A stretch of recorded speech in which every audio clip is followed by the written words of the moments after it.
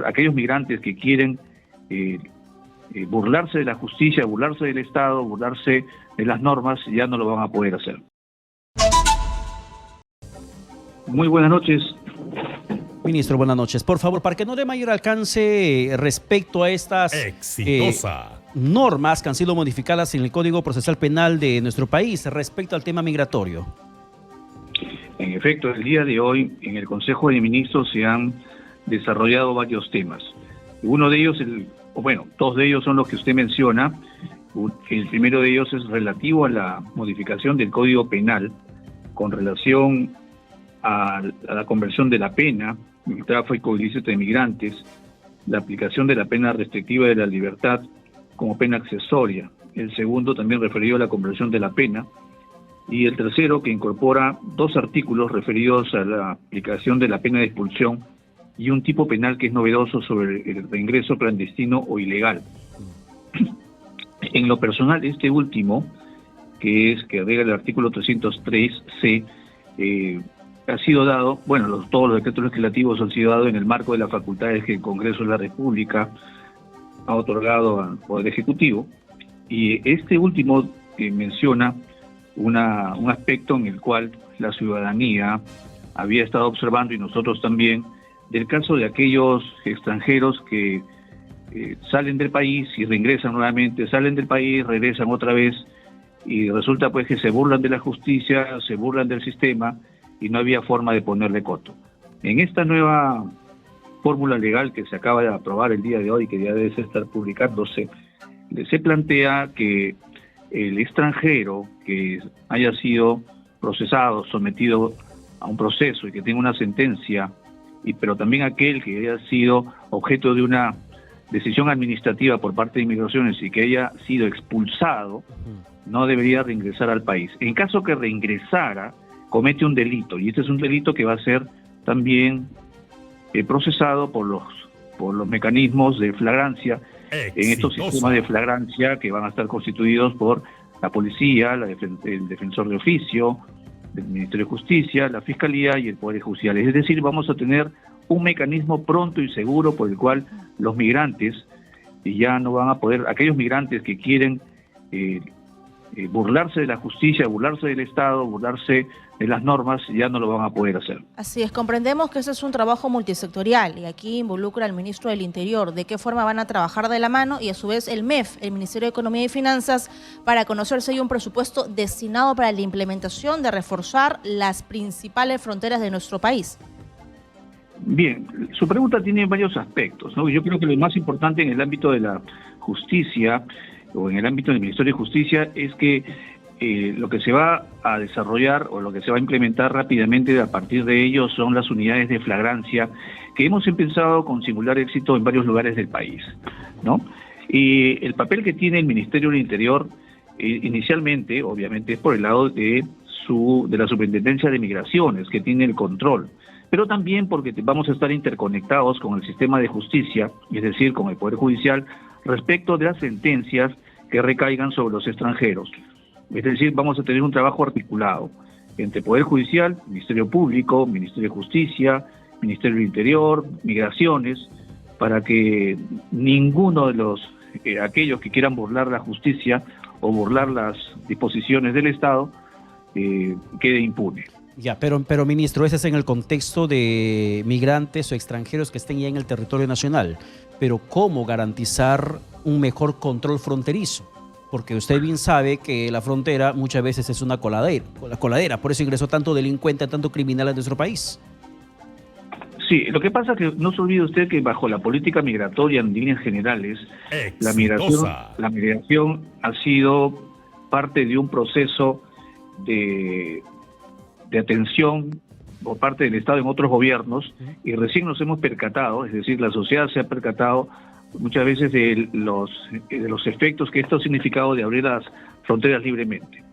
Nos consta, y además hemos recibido el informe del ministro del Interior, quien señala que ha dispuesto no solamente las acciones de control, sino también mecanismos de inteligencia para lograr que nuestras fronteras se encuentren debidamente resguardadas. Ya, y ministro, ¿cabe la posibilidad de que las Fuerzas Armadas se integren al control fronterizo?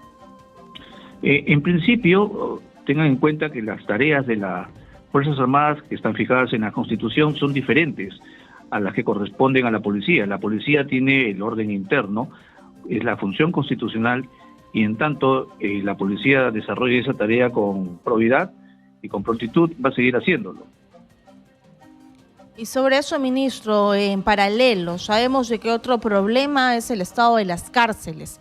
¿De qué forma también se va a venir trabajando en ello? Porque las cárceles están hacinadas incluso de ciudadanos o extranjeros. Conversábamos hace algunos días con el jefe de Limpia. Recordemos que la presidenta Dina Boluarte, el 28 de julio, anunció la creación de 2 nuevas cárceles. ¿Cómo vienen trabajando en ello?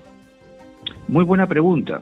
En efecto, desde que he llegado al despacho, he recibido las instrucciones de la señora Presidenta Constitucional de la República de examinar la política penitenciaria y sobre todo también verificar los estados de los penales. Ya hasta la fecha yo he visitado personalmente 10 penales y he podido verificar el trabajo sostenido que se realiza, pero también las carencias. Sin embargo, respecto de sus preguntas, puedo también yo señalar algo muy importante. He visto, por ejemplo, que había un penal, Nica, que había sido ya convocado hace 8 años y que estaba durmiendo aquí en el Ministerio cerca de 3 años por razones de problemas contractuales. Entonces, ese penal ya lo he recuperado, he conversado con el ministro de Economía, lo he sometido al Consejo de Ministros y ya hay una propuesta para recuperar el control para que se haga directamente por administración de una de las entidades internacionales. Es un penal que le vamos a decir el megapenal del Perú, que va a contar con más de 3.000 internos y va a tener un sistema sumamente especial de seguridad, una fórmula novedosísima de resocialización, va a tener talleres, va a tener escuela, va a tener un campo especial para música, de teatro. Es decir, aquí pretendemos, porque también es el papel del Estado y el papel del Ministerio de Justicia, resocializar al interno. Entonces, esa es una que se va a sumar a los que ya efectivamente la señora Presidenta ha anunciado. Sin embargo, tenemos ya en realidad en cartera 4 penales, más este penal que sería de más de 3.000, que podrían inicialmente ir aliviando los problemas de justamente de lo que usted señala de hacinamiento penitenciario. Y por las características que usted menciona que tendría ese penal en Ica, no se trataría de un penal de máxima seguridad. Sobre eso, por ejemplo, ¿algún penal que se esté estimando construir al mismo estilo de Chayapalca? Sí, también está dentro de los planes. Lo que pasa es que no se olvide que cada penal tiene un costo. Y el costo de un penal también tiene que ir asumido paulatinamente. Sin embargo, está dentro de nuestro proyecto a mediano plazo. Entonces, ahí primero vamos a terminar con estos 4 penales, este mega penal, y desde luego que sí está pensado poner un penal de máxima seguridad.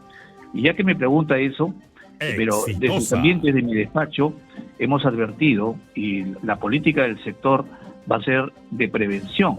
Mire usted, las estadísticas nos señalan que para construir un penal se tiene que tener 1.500 internos. Es decir, por cada 1.500 personas que logremos evitar que entren al penal, entonces no se va a construir un penal.